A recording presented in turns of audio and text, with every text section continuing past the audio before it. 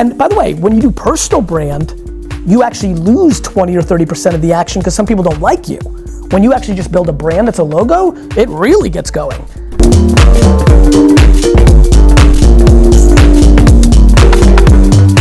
So even if you did a quick Google search, and let's say you search for what is a personal brand, this is generally the first definition that will pop up. And I tend to agree with this definition. And that definition is, personal branding is the conscious and intentional effort to create and influence public perception of an individual by positioning them as an authority, of someone of influence, and elevating their credibility.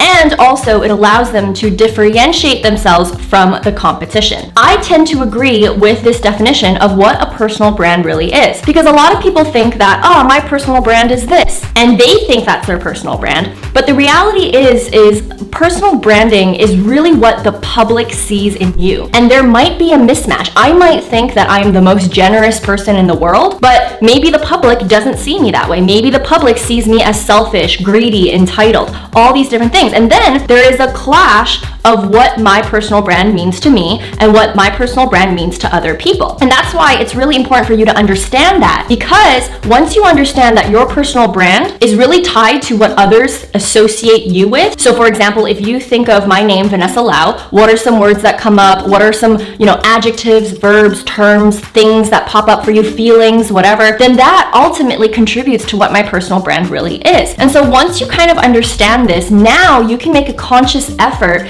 to be consistent in your marketing, in your communications, in your positioning, so that you can get your perception of what your personal brand is communicated to the public, so that the public can be at the same page as you. I personally think that that's really important to make sure that, you're on the same page with your audience in terms of what your personal brand really is.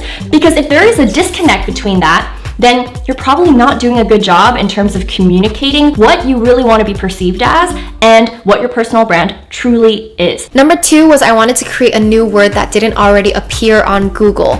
I wanted to create something fresh so that when someone Googled the name Lavendaire, I would be like the first search result, because a lot of people make the mistake of choosing a great name, but like a million people already have it. So definitely choose something that is a little different. I think by now it's really hard to think of something original, but it's totally possible, and I know you can do it. Just keep trying. Make sure the name is not heavily used by other people already, especially not people who are in the industry that you want to be in. Lastly, you want to have a name that's relatively easy to remember, easy to spell, and can be consistent on all your social platforms. So you want to have like the same account name everywhere so that it's easy for people to find you. Choose a niche, be really specific. Both of these are good, but how you piece them together is. When you're building a personal brand, especially online, it is for a purpose. Either you want to start a business, you want to be well known for something, you've got a cause that you'd like to promote, you're an influencer. In that case, what your personal brand is built around needs to be specific. Your audience needs to know exactly why they should follow you as a leader and as a personal brand. So you need to be really specific about what it is that you actually do. What's the mission you're on? Why should people follow you? How can they follow you? All of these details need to be crystal clear. For example, if you were someone who wanted to be well known in the spiritual industry, specifically as a money mindset coach, that doesn't mean that you can't include the fact that you're also really passionate about beauty, or you're also really passionate about fashion or travel. But on your Instagram, on your website, wherever you are creating content, people should be able to know within 3 seconds what it is that they are going to be able to get out of your content. So the ways in which you can be specific is, of course, all of the copy that you create for your business needs to include specifically what the outcome is that people can expect from you. Your Instagram bio, the header on your website, the information section on your YouTube channel or podcast, wherever you're creating content, it should be focused towards the specific topic that you are positioning yourself as an expert in. If you are going to call yourself an expert or a leader, if you are going to build a personal brand in a specific niche, what you are doing is that you are requesting an audience to follow you relative to that specific niche. If you want people to follow you, you have to be a leader. The specific exercise that I give my students in my in-demand program is, if you want to be seen as a leader online, one of the easiest things that you can do is create an audience vision board. So think about your audience and the life that they would like to live. If you are going to help them to achieve that life with your business and with your content and with your personal brand, it's safe to say that you should already be living that life. You may still be a work in progress. You don't have to be perfect. I know that I am not a millionaire in business yet and still I'm able to give business advice, but you still should be at least 2, 3, 4, 5 steps ahead of your audience. And so therefore, the life that you're living would essentially be on their vision board. So basically what I'm saying here is that you need to be walking the talk. If you want people to follow you, if you want your personal brand to be a popular personal brand online and for you to be seen as a leader, you have to be walking the talk. You have to be showing people that you are actually living the life that you're telling them that you can help them to achieve.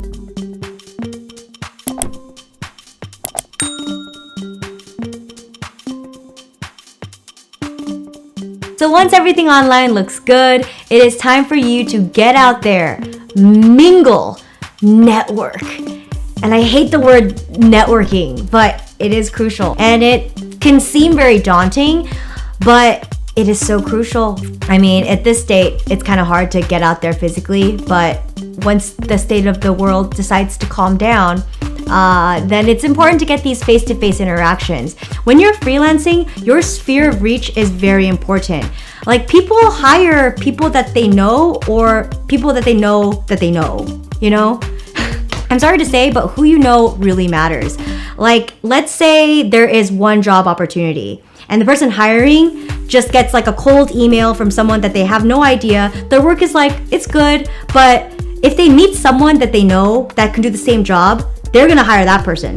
And networking doesn't have to be these like huge events and going to big parties all the time. It can be as simple as joining a Facebook group with other people in the same community. It can be signing up for a writing class where there'll be other writers and potential publishers there. It's very, very important to treat everyone with respect and kindness. I really don't like it when people are just nice to that person that can help them. And those people are really easy to spot.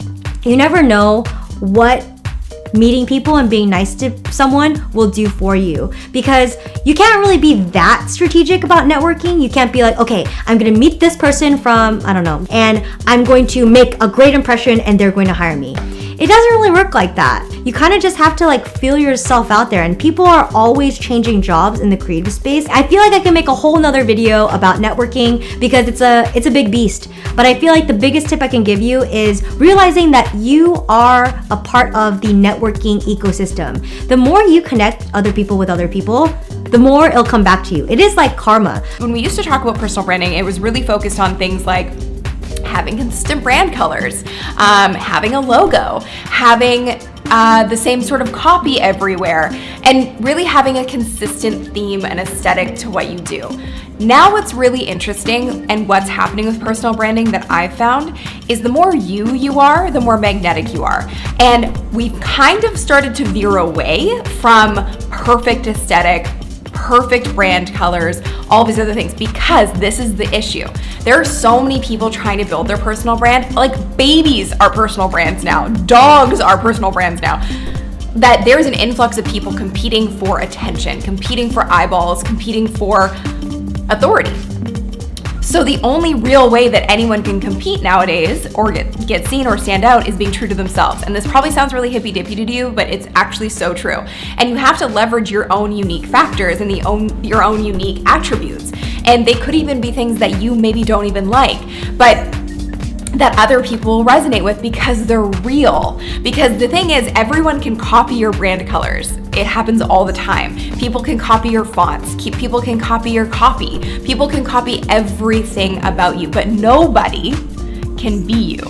Now that kind of brings me to my next point, which is your story makes you stand out. So important to understand this. Again, there is an influx of people building personal brands. So you have to really know your journey and you have to really lean on your experience. So a big part of this is figuring out how you got to the place that you're at and making sure that you reaffirm and retell that story as much as possible. So when it comes to personal brand, in order to build a long-term sustainable personal brand, you need to build on something that has substance. I want you to look at, again, the biggest brands in the world. Most of them, almost all of them, building around either the person's skill, their performance, their excellence. They're known for something. Now, how do you do it? I could only share with you my own experience. Now, this is not a sexy answer. This is not a trick. This is not a shortcut. But I'll share with you what I know when it comes to building a personal brand. You do that one fan at a time. I remember back then when I was a speaker, just learning how to speak professionally. And I would conduct my first workshop. I only had a few people, 2-3 people, coming to my first workshop, including my mom. But even that workshop with only a few people, I gave my 100%, the best that I could. That's it. That's what I did. And from there, it grew and grew, and they tell other people, and I started building my reputation. And personal brand, if you think about it, is nothing more than your personal reputation. That's the way that I see it. That when people buy your personal brand, when people buy from you, they have a certain expectations because you're known for something. You're known for being great at what you do, or you're known for a certain characteristic. That when I wear that Michael Jordan shirt, or when I wear that Michael Jordan shoes, it is a statement, it's a status, right? It represents something. That's what it is. That's why people are buying those merchandise. Not just the product, they're buying a feeling, they're buying emotions.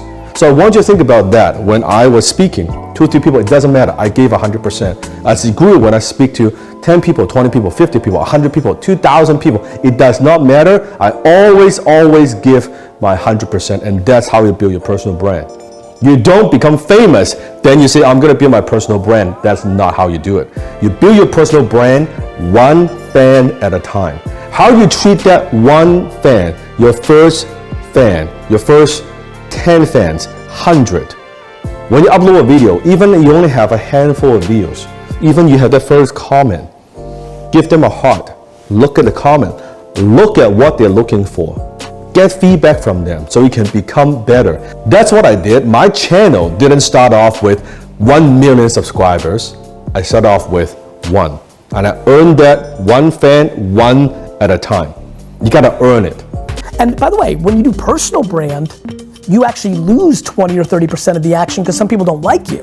When you actually just build a brand that's a logo, it really gets going. But let me say this, building personal or brand for your business is the single most important thing in business. It's the single most important thing. It's number 1, 2, 3, 4, 5, and 6, especially as the internet continues to commoditize everything.